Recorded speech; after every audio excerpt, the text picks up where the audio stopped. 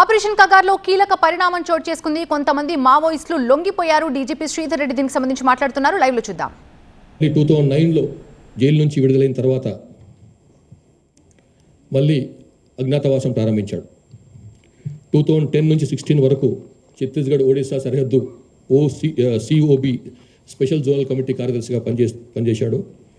తర్వాత 2017లో ఒడిశా రాష్ట్ర కమిటీకి కూడా సెక్రటరీగా ఉంటూ దానికి మార్గదర్శకత్వం వహించాడు. 2022లో దండకారణ్యకు బదిలీ అయ్యి అప్పటి నుంచి ఇప్పటి వరకు దండకారణ్య స్పెషల్ జోనల్ కమిటీకి ఇన్ఛార్జిగా సీసీ మెంబర్స్ తరఫు నుంచి ఇన్ఛార్జిగా కొనసాగుతున్నాడు. ఇక ఇక్కడ బయటకు వచ్చినటువంటి మూడవ నాయకుడు బడే చొక్కారావు ఎలియాస్ దామోదర్. ఈయన 46 years ఆఫ్ ఏజ్, ములుగు జిల్లా తాడ్వాయి మండలం చెందినటువంటి కాలోపల్లి గ్రామం. ఇంతకుముందు ఈ ప్రాంతం పాత వరంగల్ జిల్లాలో ఉండేది. ప్రస్తుతం అతను తెలంగాణ స్టేట్ కమిటీ సెక్రటరీగా బాధ్యతలు నిర్వహిస్తున్నాడు. ఇతను కాలోపల్లికి చెందినటువంటి 10 ఎకరాల తండ్రికి 10 ఎకరాల భూమి ఉన్నది. ఆయన ఫ్యామిలీలో కొంత ఇతని కజిన్ తర్వాత బ్రదర్స్ కూడా కొంత ఈ విప్లవ పార్టీల పట్ల అనుకూలత చూపించిన వాళ్ళు. బడే నాగేశ్వరరావు ఇతని కజిన్ ఎలియాస్ ప్రభాకర్ ఎన్కౌంటర్లో కూడా మరణించినాడు. దామోదర్ బయకపేట తర్వాత రాయనగూడెంలో ఉన్నత పాఠశాలలో చదివి గోవిందరావుపేట ప్రభుత్వ కళాశాలలో ఇంటర్మీడియట్ పూర్తి చేసుకున్నాడు.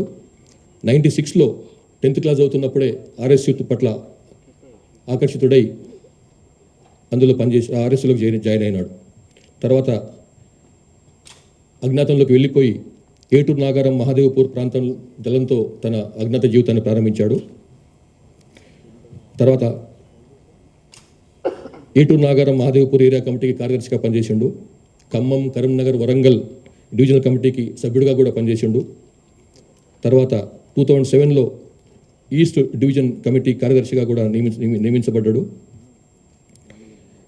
2015లో తెలంగాణ స్టేట్ కమిటీలో సభ్యునిగా నియమించబడి 2019లో తెలంగాణ రాష్ట్ర కమిటీ మిలిటరీ అఫైర్స్ కూడా అతను ఇన్ఛార్జిగా వ్యవహరిస్తున్నాడు. 2025 జనవరిలో తెలంగాణ రాష్ట్ర కమిటీ సెక్రటరీగా నియమించబడి ఇప్పటి వరకు ఆ బాధ్యతలు నిర్వహిస్తున్నాడు. Nune Narasimha Reddy alias Ganganna, alias Rahul, alias Sannudada. ఈయనకి 62 ఏళ్ల వయసు. ఆంధ్రప్రదేశ్ రాష్ట్రంలోని గుంటూరు జిల్లా కాకమాన మండలం వల్లూరు గ్రామానికి చెందినవాడు. ఇతను దండకారణ్య స్పెషల్ జోనల్ కమిటీలో ఉన్నాడు. పొలిటికల్ ఎడ్యుకేషన్ వ్యవహారాలు చూస్తుంటాడు. ఇతను బీఎస్సీ పూర్తి చేసిన తర్వాత నరసరావుపేటలో ఎల్ఎల్బి కోసం అని చెప్పి గుంటూరులో చదువుతూ ఆర్ఎస్యూ కలాపాల పట్ల ఆకర్షితుడైపోయి యూజీ అయిపోయినాడు.